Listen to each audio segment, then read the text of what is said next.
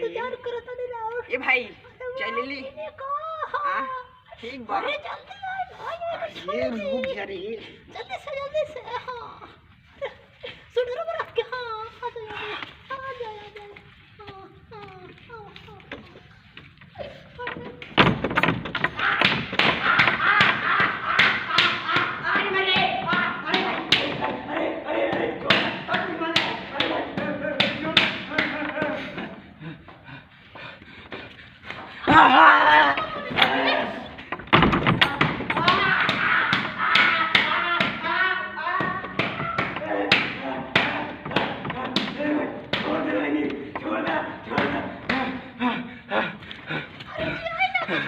अरे भाई हम ना जाए